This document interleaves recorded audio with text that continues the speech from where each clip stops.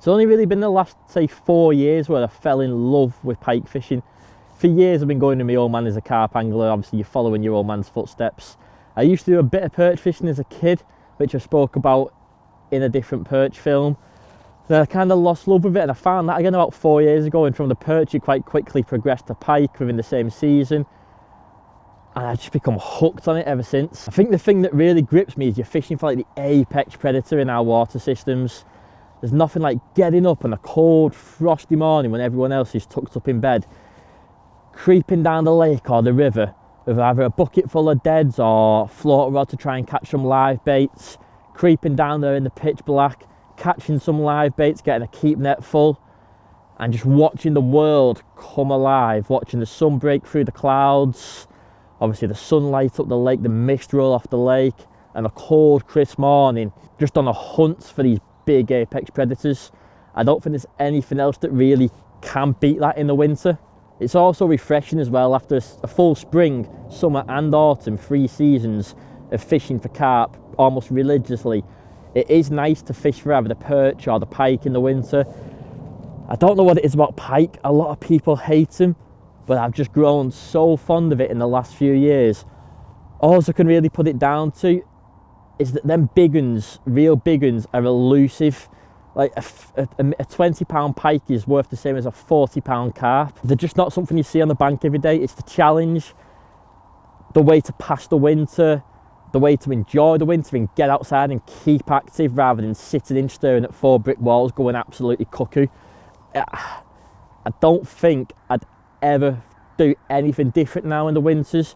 Okay, some days when the weather's atrocious, it's like, nah, sod that, I'm gonna sit in and watch crap on TV. But as a general rule of thumb, if I want to do something in the winter and none of my mates are out in the pub having a pint, like over Christmas it's okay because all your mates are having a pint and everyone's off work, but generally when you've got nothing to do on them dark, cold nights, you can just get out for the day. You don't need a lot of kit, you don't need a bivvy and a bed and all this and different bags, just a couple of rods, a rucksack, a looking mat and a net, and you can be off and gone, fishing various different tactics. Obviously you can lure fish for them, but I prefer the actual bait fishing, whether that be dead baits on the alarms, dead baits on a float on the bottom, dead baits on a float drifting in the wind, live baits drifting on the float, live baits on paternosters, live baits on paternosters on the alarms. You know, there's a variant different things you can do. You can pop your dead baits up, you can inject oils into your dead baits.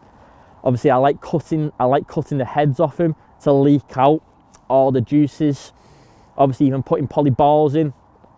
If you put one poly ball onto a big bait, it sits as a wafter, so the tail of the fish is sat on the bottom but the top of the fish is up, kind of like a wafter in carp fishing where it's just wafting about. If you put a bigger poly ball in, or 2 poly balls, you can pop it up the length of the trace, a bit like zig fishing in carp fishing. If you want to fish it over weed, say you've got 1.5 foot of weed, if you make a 2-3 foot trace, put 2 poly balls in, or a big poly ball on a small bait and pop it up. Or you can use a pollen, because pollen naturally pop up. But if you can fish them like a zig to fish over weed, like I say, a long trace and 1 poly ball, so it's a wafter, so it just slowly sits down. There's so many different things you can do. Like I say, the live baits free roving them, live baits on paternosters, fish static.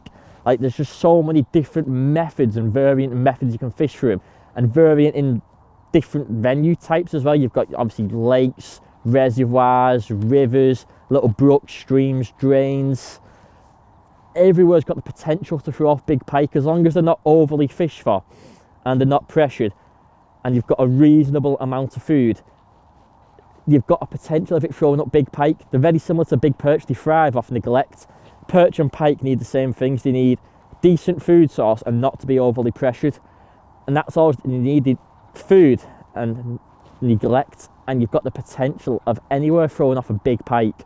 And a lot of people overlook them. Obviously they do get fish for, but they're not as common as your carp and other species. They do get overlooked. Like I say, I'm no expert in this. I am only just getting into it myself over the last 4 years. I've caught plenty of high doubles, which are a reasonable fish. They're nothing to shout about, but I've caught plenty of 17, 18 pound pike from canals, rivers, big pits, reservoirs. Last season, at my very first trip of the season, I was on a tidal river, which I know there's a couple of big ones. I'd been on there for a full day, caught a small jack on a paternoster roach, and right on pack up, it's in a big swirl down the margin. Moved a rod up, walked the bank stick up 30 yards, just about to go, looked at me keeping it, and he had one roach left to be keeping it, probably over a pound, pound and a half, big roach, 5 ounce lead, float. It must have weighed close to £2. All in all, managed to side cast it out about 10 yards towards this swirl, just without snapping my rod tip. Puts it down on the alarm, in 5 minutes it busts off, hooks into this fish, powerful, just gets in the flow, up and down the shelf, big, I'm in like 20 foot of water at the bottom of this shelf in this tidal river. And then obviously like a couple inches up at the top, so it's like a big shelf. And it's up and down the shelf, in and out the flow, big powerful fight, and bundles it in the net, and 25 pound 5 ounce river pike from the tidal river. That fish just blew me away. It ignited, like it. I was already hooked on pike fishing from the couple of years I'd done it previous. Obviously learning different tactics, the learning curve. For carp fishing, I don't know everything, no one knows everything. I'm just an average angler, even your big names in the game don't know everything. Never mind me. But I've done that much carp fishing over the years, I kind of feel confident in almost every situation, where I'm not saying I'm good at what I do, but you put me in a situation and I kind of been in that situation before, and I kind of know how to figure it out and stuff like that. And I've got confidence in it, where starting the pike fishing, it's all these different rigs and different setups, and it was all new to me. It's like learning all over again, starting from scratch. And I got hooked on it. But that 25 pound pike from the tidal, that thing just ignited a flame like no other. Same with perch fishing. Especially, obviously you can fish it on the alarms with the drop-off indicators, and that is good fun, but especially if you're float fishing either a dead bait or a live bait, there's nothing like seeing that float sink away. If you're fishing it trotting, obviously it's constantly moving, and then the float just sinks away into the oblivion. Or even better still, if you're fishing on a paternoster, what tends to happen, and it's the same when you're perch fishing on the paternosters, if you're fishing a live bait on a paternoster, should I say, obviously deads, it's not quite the same, but if you're fishing a live bait on a paternoster, when you first cast it out, the float's just twitching and bouncing on the surface, letting off these little ripples where the fish is trying to escape being active. Then after a while, that fish tends to give up the fight and be like, completely out of energy, I'm not going to escape, I'm going to give up and conserve my energy and just sit here. And the float goes still, silently still. Then all of a sudden, out of nowhere, it'll start twitching, and it'll get more erratic and more erratic. And you just, and the ripples coming off the float on the surface, and you know that something has scared that bait, either a big perch or a big pike or something has come in the vicinity of that live bait, which has scared it, and it's gone from just sitting there giving up on life to trying everything to escape, and that float just twitching and twitching and twitching, and all of a sudden, bang, just slides away into the depths, and you get like a pre-warning before it.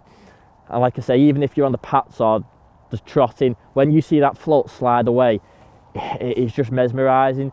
It's like time stands still. Obviously you can't leave it too long, otherwise you'll deep hook the pike in the gut, in the stomach, which isn't good. If you are new to it, I'd definitely say barbless hooks in case you do deep hook fish. It happens, everyone does it when you're learning, it's natural. It's not ideal, but it happens and you learn from your mistakes. Definitely fish barbless hooks, especially when learning.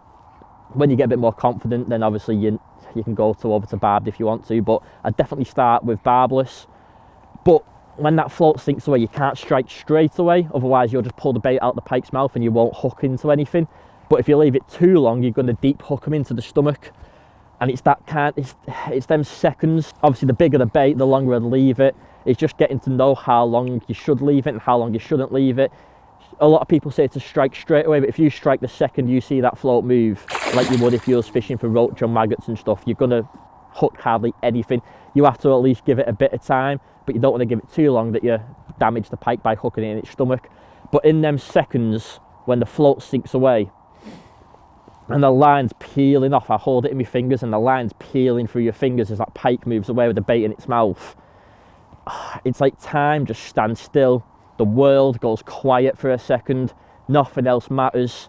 You got all these thoughts just racing through your brain, and all you're fixated on, you're tightening down that clutch, winding into the resistance and setting the hook. When you do finally wind down to that resistance and set the hook, You don't know if that bait's going to come flying out its mouth and the rod's going to come back slack, or if you're going to hook into a big perch or a little jack, or you're going to hook a solid resistance that just doubles the rod over.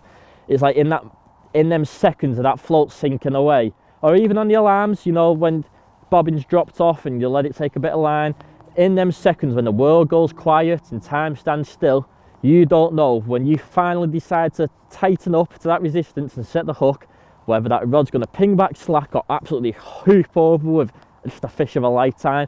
And it's that pre-warning of knowing a fish has got my bait in its mouth, an apex predator has got my bait in its mouth, and it is moving away from me. And at any moment in time, I'm going to try and make contact with that apex predator. And there's just no better feeling. It's like going back to float fishing as a kid when you watch that float slide away, but 10 times doubled. It's the only way I can describe it, it's like a drug.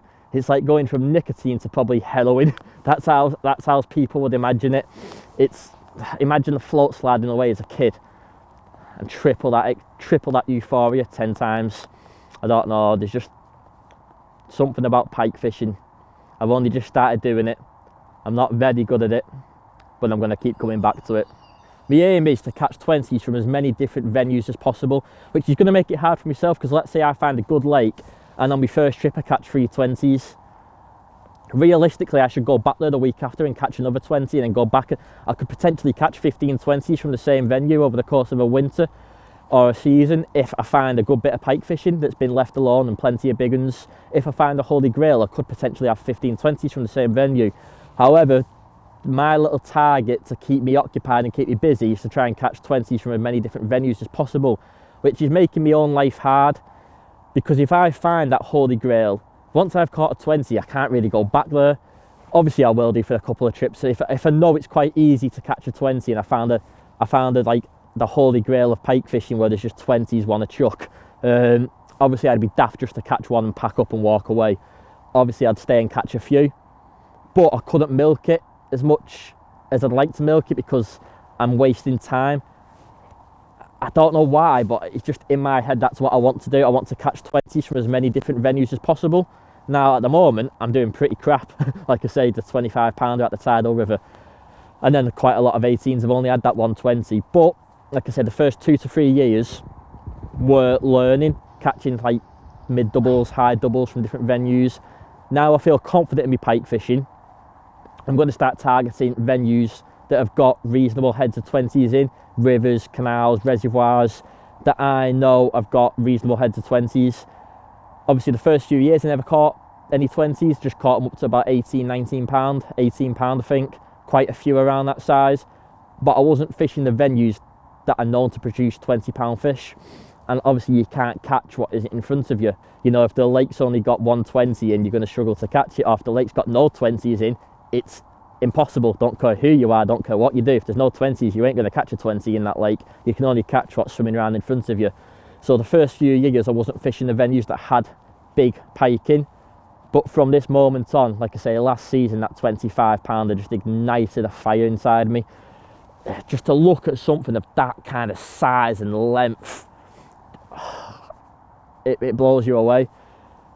And from a natural venue in the tidal river, I just want a bit more of that, and then I'm going to want a bit more of it again and a bit more of it again. So that's where I'm up to at the moment in my piking journey. I'm only just starting out. I'm a complete novice. I've caught 1 good fish and a couple of okay fish, but I'm hoping over the next few seasons, targeting the right venues at the right times with the little bit of knowledge that I've got now, which I didn't have when I originally started. I'm hoping that's all I'm going to need to put a few reasonable pike on the banks from a multitude of different venues.